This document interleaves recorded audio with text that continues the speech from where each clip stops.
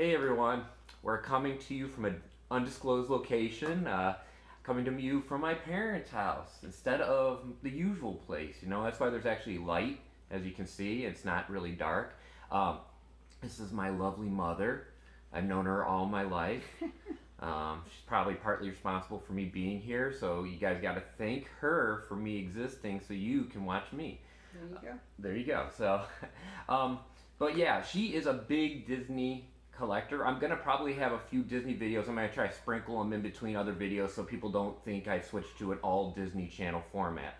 But she has probably one of the biggest Disney collections I know of people I actually will be around. Some people that have big Disney collections just get too scary for me. But today we're gonna go over what are some of the greatest Disney, I guess, treasures, you could say, the Disney treasures. And she has a large collection of these. And the best part of her collection for people that are really diehard collectors is her collections, as you can see, are sealed. Now, in my world, this is a waste nowadays. But for her, I mean, if she ever needs money, I've told her, these are money. These are like silver bars that she's keeping in her house. And some of them do have dents, that, a little bit here and there, but these are in great condition, especially considering I looked on for a year before we started recording, and this one here, and these are going to be in no specific order because I don't remember the order of them. This is from 2006. So this is 15 years old and in as great a condition as it is and sealed. And as you can see, she paid a whopping $21.88 for it, plus tax. So, now, did you buy any of these for any specific reason, or were you just trying to collect all the Disney treasures? Well, since they were said to be out for a limited time, I think I Yeah. just tried to collect them. And I don't think the number is on the outside. I think the number is on the inside container. Or is this before they started numbering them? Because this one, as you can see, does not have a number anywhere printed on the outer shell. So when we get to an open one, there are a few open ones. We'll show you what's in there, and maybe they're numbered on the inside of the tin. Maybe the tins are just all unnumbered. But how did you find out about these? From you? Okay. Yeah, well, we did talk about this a little. And I told you buy them all? No, but you told me that there was quite a few that I might want. Yeah. And apparently I did, because there's a pile there. Yeah, there is quite a pile. And these I think they all have the exclusive introductions by Leonard Maltin. And Leonard Maltin did these with Roy Disney, isn't that right? I think I remember Roy Disney being involved. This was like a pet project, and I don't know why they stopped, but they did. But yeah, these are great. I mean, this one alone is 7 hours and 38 minutes. And your host, Walt Disney. And I think, was this before the World of Color? Was this his show before World of Color? Actually, it was, what was it? Or is it a segment of it? Presents Walt Disney. That's a good question. I'm sorry. Well, this is 56 to 65, so maybe we'll get to, maybe there's a World of Color one in here. But here's another one. I think the numbers are on these, but they're under this strap part, okay. I think. So maybe the original ones weren't numbered. Let's see. Serialized certificate of authenticity enclosed. We got Tomorrowland, Disney in Space and Beyond. So, and this one's just like pristine. I mean, if you ever did sell this, you want to ship this in bubble wrap and everything, because this is really good. And I think this may be the number on the side, maybe of what number this is, 31749. In case people wanted a specific number. And it does say Roy E. Disney is autographing these. Mm-hmm. There's a printed autograph down at the bottom there of Roy Disney. And what's nice is on all of these, they have like at the bottom a timeline, and you can see when it was released there. So you can see the timeline. It shows you a dot, and it says you're covering this period of time. This one's 4 hours. Mysteries of the Universe and Space Travel, Man in Space, Man in the Moon, Mars and Beyond, Eyes in Outer Space, Our Friend the Atom. Ooh, and Concepts and Plans for Disney World and Epcot. Which we all know, Epcot as we know it is not the Epcot Disney planned. Walt Disney, that is. And here we go. Here's our first one where we can see a number. An open one. 63,575 of 150,000. So there's 150,000 of Silly Symphonies. The historical musical animated classics. So what's nice is these are autographed on the back, and again, you have the timeline there. You can see the timeline down there, and it just kind of has a dot near 1930 or 1929. 1929 and 1939, these were all done, but they only have the dot on the one part. And then inside this, you do have a regular, the old fat, as I call them, the fat double DVD cases. You get that inside. And then inside there, you do get a Disney Treasures booklet. And this is, I think each of these is unique to what it was. So yeah, it tells you what's on each disc. And then you have a nice little, I don't know, mini poster, maybe call it a mini poster. 1932. This is Silly Symphony, Flowers and Trees. And then in here they do have all the great Disney DVDs from A to Z, Fall 2001 edition. Okay, so you get quite a few things in here along with the discs. And no, the discs aren't going to be numbered, and the internal package is not numbered either. So unless you have the tin, you have no idea what number you got. That's just how it is there. So I should be looking at what number or what year these were. Tomorrowland was released in, drumroll please. I thought it was up in here. See this one? The glasses on. Yeah, this one doesn't say a year, but let's see if this one has a year on the back. This one says, tell me the original years everything was created, but not the year of the disc. So this one does not have a year here, but. So Silly Symphonies. Now this one's a gold one. I think this was a later release too. Got a little bit of the sticky gummy. This is Oswald. So it's a, what was Oswald exactly? Oswald was Disney's original creation that was stolen from him. Stolen by who? By other cartoon artists.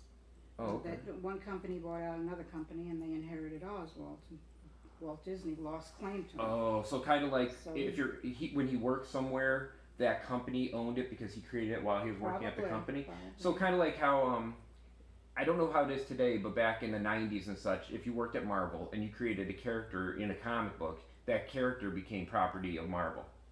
You know, like that. At least that's what I've always heard. So this one's not numbered. It's in good shape. Just has like sticky residue at the top from from the sticker over the top of the tin. Just trying to see if there's any kind of numbering or anything.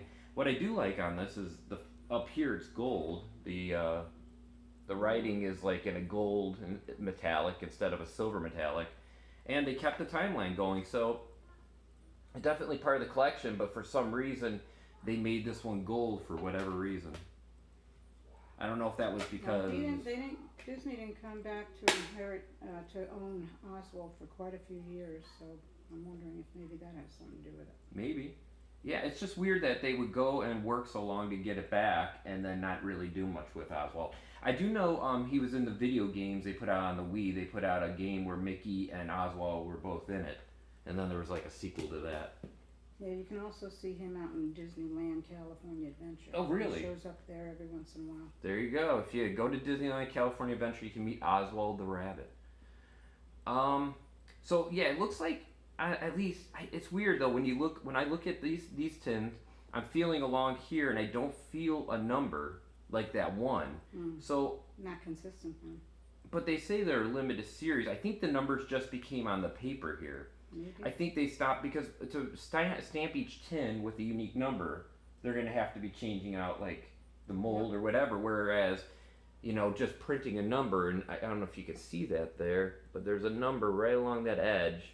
And in this case, it says 28068. So maybe that's what number it is, 28,068, or maybe that's some kind of serial number, which it probably is because it says 28068-1. So, not sure where the numbers are on these. It could be inside. It's a good question for Google. Yeah, so you can look that up if you're really curious, but these are all limited. And they do say there's a serialized certificate of authenticity enclosed. So that's probably what they did. They stopped stamping the tins and put a certificate inside. A lot cheaper. So why wouldn't they? This is Walt Disney on the front lines of the war years, and I think, at least from what I've read, I know Warner Brothers was kind of forced into it a little bit, helping promote the anti-Nazi, message during the war, and recycle your cans and tin toys and etc. And then, I'm wondering, was Disney forced into that? Do you know anything? I don't think so. No, he was drawing cartoons after his brother signed up for the war, and then later on he went to sign up, and he wasn't old enough, so he wound up driving a Red Cross ambulance. Okay. Over there. Yeah, they said 4 years he spent creating and producing training, propaganda, and educational films for the armed forces. So 4 years is a long time to be doing that. And they talk about Victory Through Air Power. It was a full-length feature. Victory Through Air Power is one of them on here. And it was released theatrically in 1943. This powerful propaganda film has never been reissued until now. So this is kind of, these are kind of cool sets. That's definitely a collector's item, I would say. Yeah.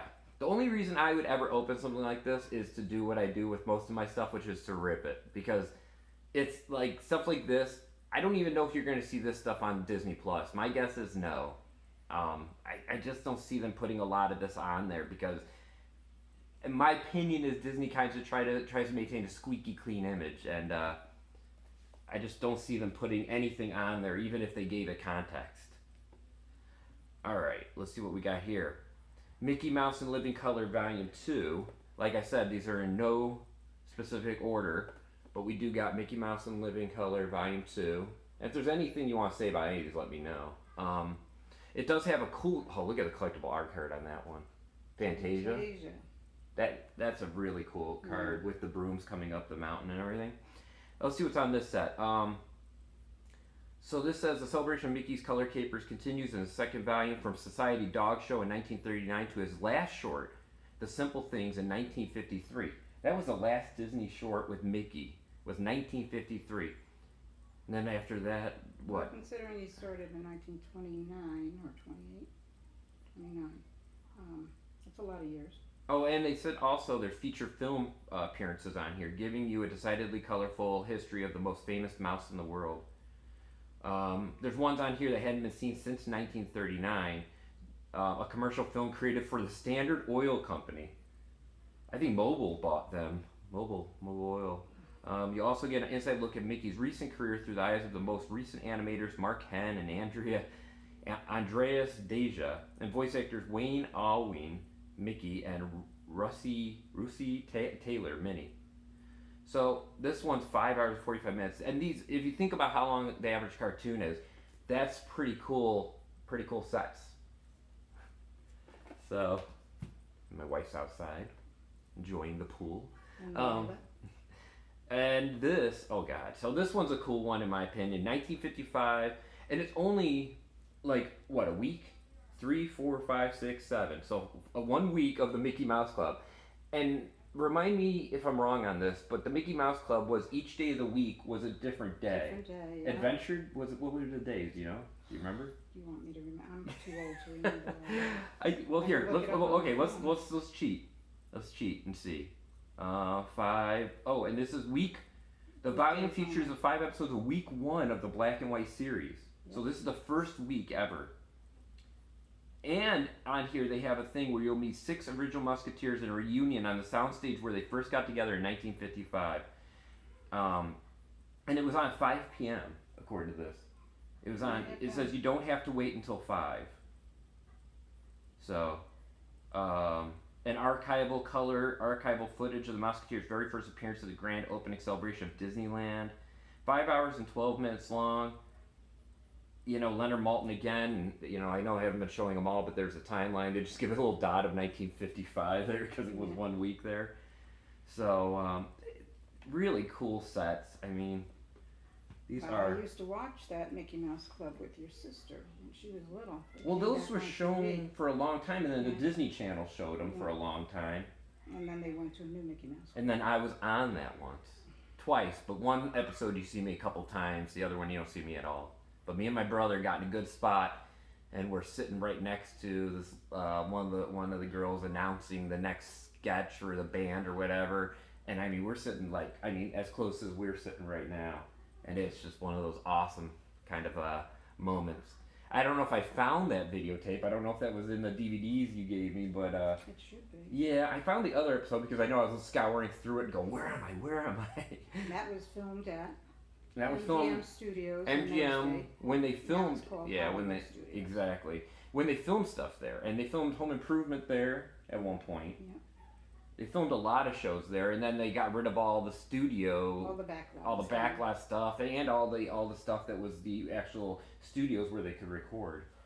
I think most of the parks do that though because of the fact that, you know, they'd rather put more rides and more merchandise places as such. Well, here's Mickey Mouse in black and white volume 2. I know we keep finding volume 2s, but I know she has the volume 1s as well. So this is early Mickey Mouse. If you look at the back here, you'll see how early that is. Do we got it? Yeah. It's 1928, according to this, or yeah, to 1935's Mickey's Kangaroo. So, really early stuff. Just trying to see if there's anything amazing on here. But Leonard Maltin doing the intro again, 5 hours. I mean, 5 hours of content. And I know we haven't seen many with prices again, but I think you probably paid about the same amount for most of them. Yeah. And being Sam's Club, the one was the Sam's Club one, you got a little bit of a discount. So I figure the retail on these was probably around $24.99 if you think about a 10% discount, you know, or $29.99. But then you're getting like a 25% discount. I don't remember those places ever giving that much of a discount. Another cool one. Ooh, okay, this is really cool. Disneyland Secret Stories and Magic. And this is really cool because it says here a sticker includes a replica of a vintage Disneyland e-ticket booklet. Yeah. So for the viewers at home that don't know what that is, can you tell them what an e-ticket booklet is? Well, back when Disney World opened, and I'm sure it went down to Disneyland too, that you paid an admission and you bought a book of tickets, and each ride had a letter assigned to it. Okay. And e-tickets were obviously the best rides. All right.